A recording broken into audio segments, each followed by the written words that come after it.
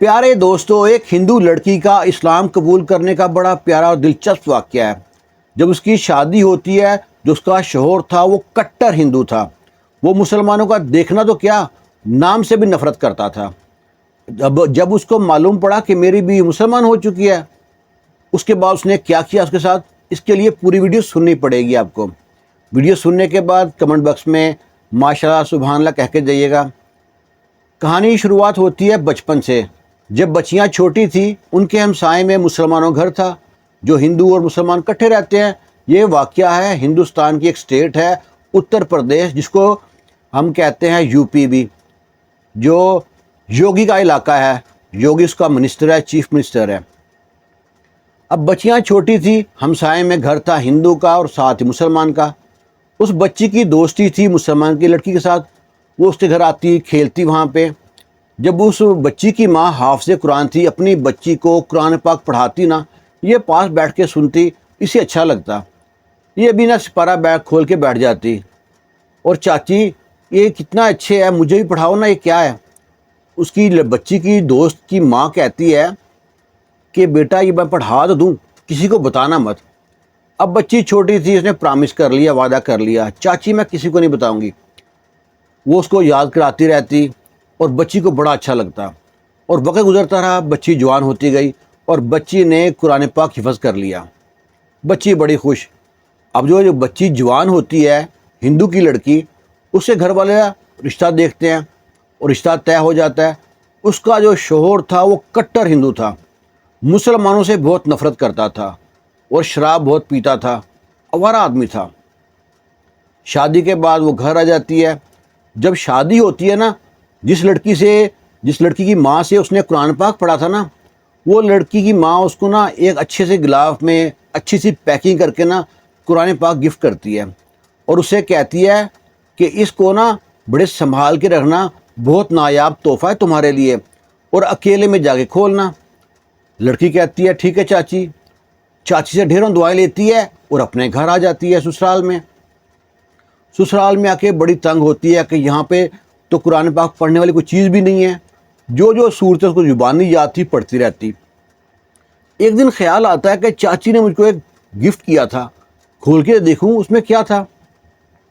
जब खोलती है, देखती है कुरान पाक, उसे इतनी खुशी होती है कि दुनिया की हर चीज़ मिल गई हो उसको। वो कुरान, जब उसका शौहर घर से चला जाता, वो कुरान पाक निकालती, पढ़ती, नमाज़ पढ़ती, अल्लाह से माफ़ी मांगती कि या अल्लाह मेरे शौहर का दिल बदल दे। अब एक दिन उसको मालूम पड़ता है कि वो पेट से है, उम्मीद से है, माँ बनने वाली है। अब तो उसे इतना दुख होता है कि मैं एक हिंदू बच्चे को जन्म दूंगी। बड़ी दुखी होती है और सूरत रहमान का विरोध करती रहती थी हर वक्त। वो सोचती है अल्लाह ताला कोई ऐसा वसीला बना, ऐसा कोई सबब लगा दे कि मेरा शौहर मुसलमान हो जाए। एक दिन उसके शौहर को कुछ दिल में दर्द होती है, बीमार होता है, तो डॉक्टर के पास जाता है। डॉक्टर कुछ टेस्ट लिख के देता है। वो टेस्ट करा के आता है तो डॉक्टर देख के हैरान परेशान। उसे कहता है तुमने तो शराब पी पी के अपने फेफड़े और जनाब गुर्दे और दिल सब ख़राब कर लिया है, तुमको तो कैंसर हो चुका है। तुम्हारे पास तो बहुत हुआ तो महीना या 1.5 महीना होगा। जाओ, जो तुमने अपने साथ कर सकते हो कर लो। ये दवाइयाँ हैं, शायद तुम्हारा को अगर ज़िंदगी बची है तो बच जाए। आम तौर पे आदमी बचता नहीं है। वो परेशानी की हालत में घर आता है, अपनी बीवी को बुलाता है, पास बिठाता है, कहता है तुम मेरी बीवी बहुत अच्छी हो, बहुत नेक हो, तुम बहुत खूबसूरत हो, जवान भी हो, पर तुम्हारा और मेरा साथ यहीं तक था, मेरी ज़िंदगी ख़त्म होने वाली है।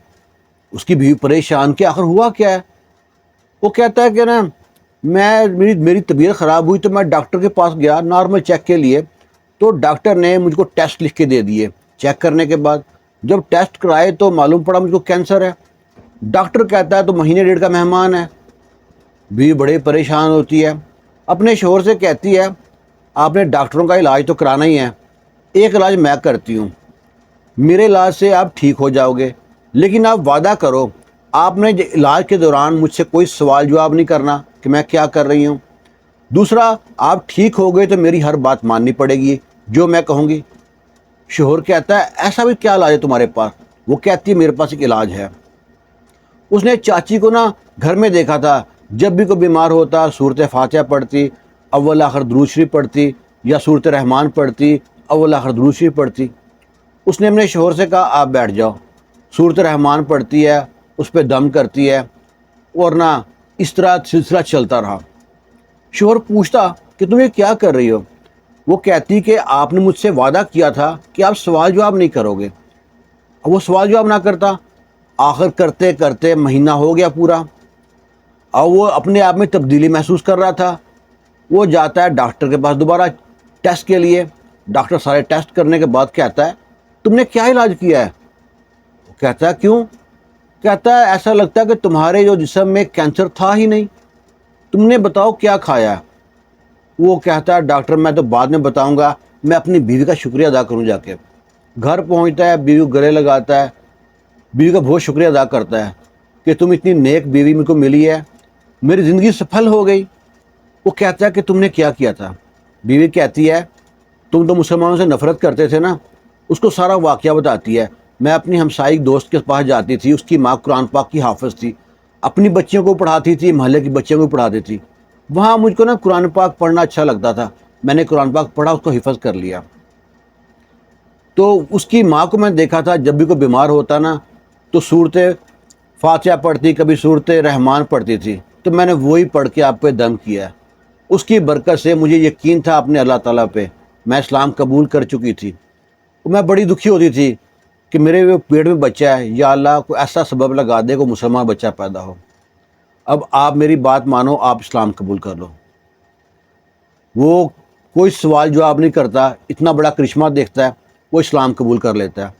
اب اسلام قبول کرنے کی دیر تھی، ان کے رشتہ دار، دوست احباب ان کے دشمن بن جاتے ہیں۔